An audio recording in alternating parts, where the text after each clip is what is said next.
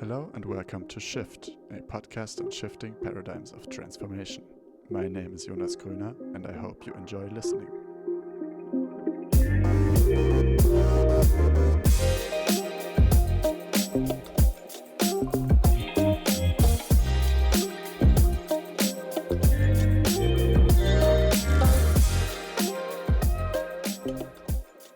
Hey, welcome back to the Shift podcast. My name is Jonas and today I'm here with my good friend and colleague Jan Horzela, whom I work with in Civil Action Network. And he's here today to tell us about a project he's been working on for the past 2 years together with two partner organizations. One is Humus and the other is called Czas Kultury from Poznan in Poland.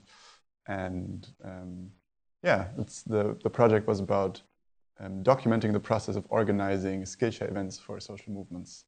And that's what we're going to talk about in this episode of Shift. So enjoy. Welcome, Jan. We're here to talk about a project that Civil Action Network is about to conclude. And it's a big thing because it's the first kind of bigger EU project that we've been a part of together with two partner organizations. And you're here to tell us a bit about it.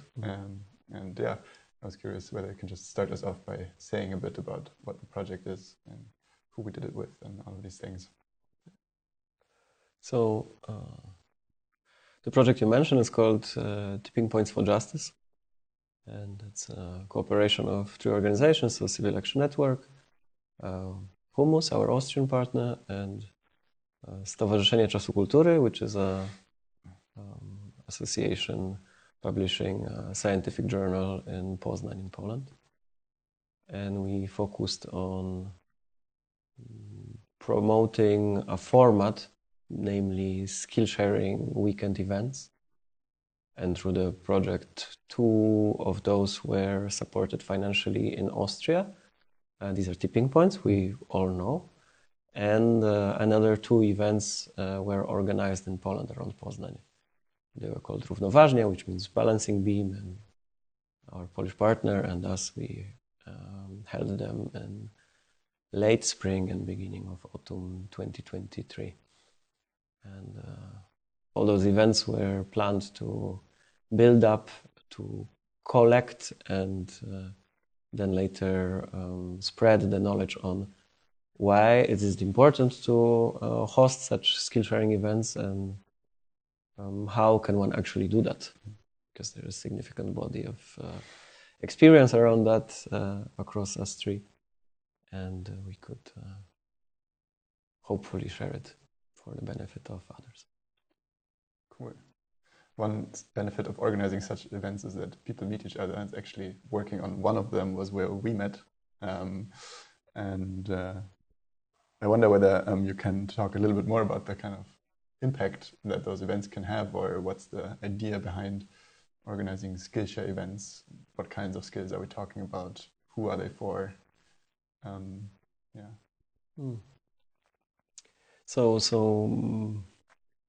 my take on where there is meaning or importance in hosting such events is, I see it as multi-fold, like it has many facets, but the most obvious or straight in the face one is that people who do socio-politically relevant work, are active in different corners of various social movements, can learn from other people or basically from one another and surface up knowledge that empowers them to work better. And that's the kind of the main straight in the face purpose, but of course it also provides space for people who never met before across groups to get to know each other, learn from one another, and create connections that can be used for future. Cool. And the title is kind of Skillshare Events for Social Movements. What kinds of social movements usually show up at these events, or like who's it most meaningful to reach with them in a way?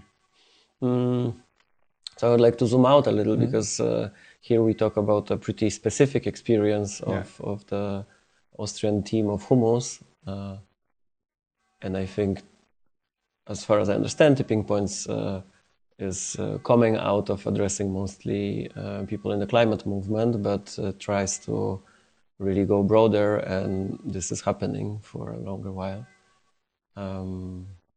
But the project itself, so the attempt to codify some knowledge around how to organize skill sharing events, does not really bring a focus with itself. Mm-hmm. Of course, in the handbook, you can read what are the backgrounds of people who wrote it and how this is informing our experience. Yeah. But the idea is that such events can be held for people from really various contexts and in various contexts. So in other countries and in other kinds of social movements. So this could be anything from pro-democratical movements or minority rights or migration or right to the city. Like, it doesn't really matter because the template can be used for different sorts of content. So.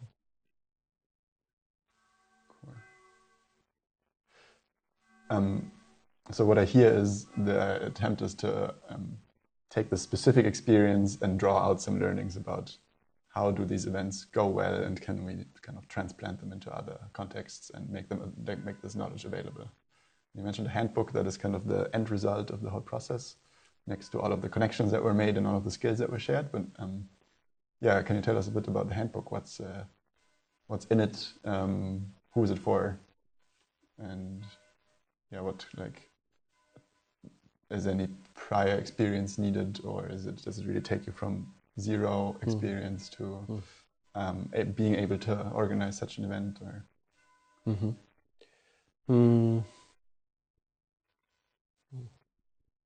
So of course, handbook is the main product of the project. And yes, I guess it's meaningful that it supported financially a number of skill sharing events, both in Austria and in Poland. But here in Austria, they were happening anyway. So and they are still happening anyway. So it's great that it contributed there. But the main fruit is that there was kind of an excuse to bring the up till now collected experience together. And this experience, we hope, can be useful for people who would like to do it in other countries, or simply cities and other pockets of civil society. And regarding usefulness, as far as I imagine it myself, if you are part of a small group and would like to host an event like this, there is quite some knowledge you can take from it. I'm not sure, can it take someone from zero? Like, I sit alone at home, I have very little experience in organizing and political work, and then I will host an event. Well, for sure it can inform, as the handbook touches a number of elements of organizing process, so different aspects. How you can organize an organizing team, like what are the inner workings of the team, or what are the aspects of logistics, or reach out to people, so promotion, or like there are multiple, over 10 different layers of organizing process that are being touched in the handbook. And on top of that, multiple very practical tools that can be either employed or one can get inspired by them. And these go on how to do financing, work around it, or what are the most common logistic lists needed, like multiple quite practical, very down-to-earth things that people can take and use. Cool. Super nice. I already had a chance to look through the handbook a little bit, and it was I was impressed by how extensive it is.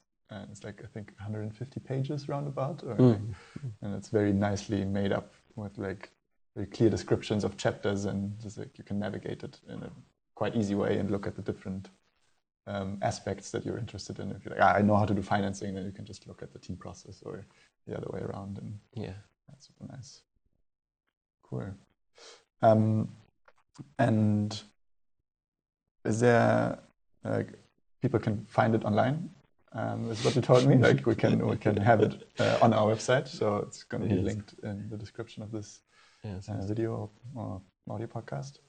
And there was a request also to people. Yes, so handbook is available on the websites of all the 3 partners, but we also have a request that by the end of November 2024, which is the formal end of the project, some of different people who we managed to reach with the message of the release of the handbook look at it and the feedback survey hosted online and leave us some valuable insights on how was it for them to see it. Is it long? Is it short? Is it clear to understand? Are there some things that would be valuable missing, etc.? It's a short survey, it takes a few minutes, and it will have a big impact on us to be able to learn from this process better. Cool. Super nice. So these were some of the kind of facts about it. I wonder whether there's more that is on your mind right now about the kind of deeper, maybe theory of change, or the kind of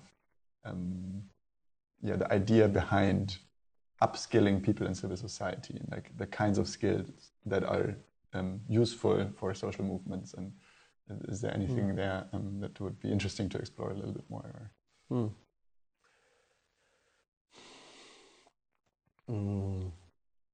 Yes. So, and now I will speak much informed by my own experience and my own perspective. I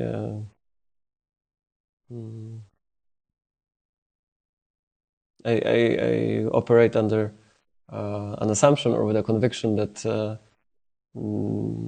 across years of work, groups and individuals accumulate a lot of knowledge and relevant experience and know-how and understanding of the field, and events like this one can support them in somehow preserving this knowledge by sharing them with others, by sharing it with others.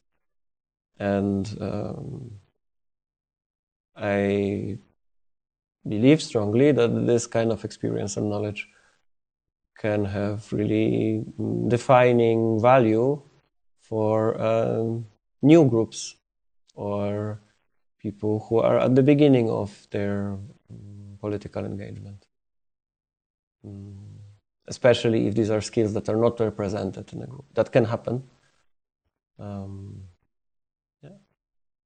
And which skills would that be? That's really context dependent. But I would say that it really kind of depends on the type of engagement that takes place. So if people act from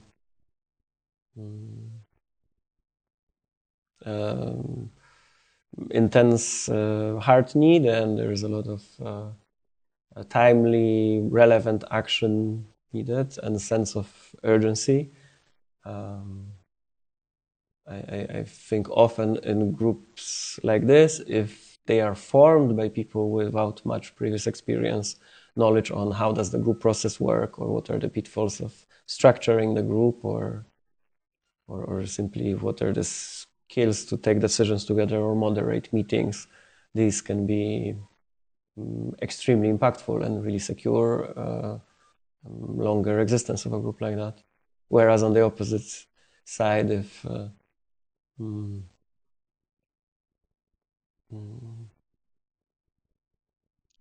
it's really present in the group, that's people are looking more further forward, and they maybe often carry deeper, more experience or understanding in how does their cause or their part of civil society works like. They often lack the freshness or the radical approaches that are likely present in some other struggles. So in this way, in a way, of course, the most relevant skills are the ones that are missing the most. So someone can learn things about mechanisms of civil disobedience or nonviolent struggle. And I would say for people who are longer term in the field, but in less pressuring environment, these are these can be quite unusual skills, and they can open completely new perspectives. Cool.